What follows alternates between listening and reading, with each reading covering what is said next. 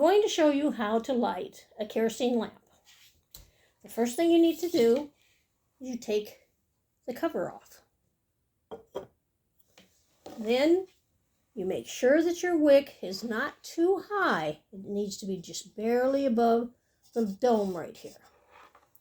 And you take your lighter, you light the wick, and then you have to bring the wick back down a little bit. The reason you do this is because you don't want to get burned when you go to put the cover back on. So you take it down a little bit. You carefully put the glass cover back on it.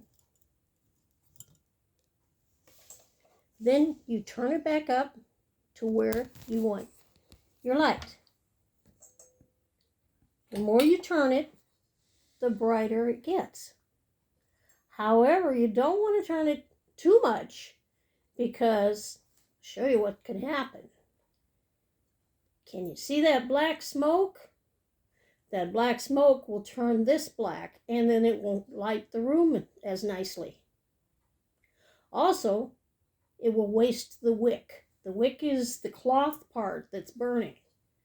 Back in the pioneer days, when people actually had to use these to read by and to visit with each other in the evening, they didn't have a lot of money to be spending on these wicks. Also, if they were traveling across the country, like in a wagon train, they didn't have stores to go to buy these wicks. So they had to be very, very careful not to waste their wicks. They also had to be careful not to waste their oil, because that was another thing that they could not afford to be without. And that's how you light one. I'll show you how to turn it off now. First thing you're going to do is lower your wick again.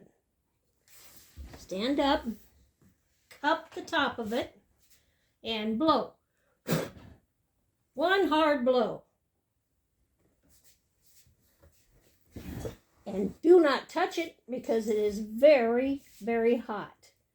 And then you'd leave it overnight, it would cool down, and then the next night you could light it again because it was cooled down. But you can see our little glass dome here.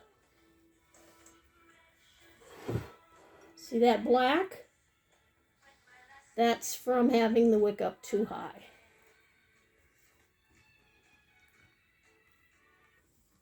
And that's lighting a lamp.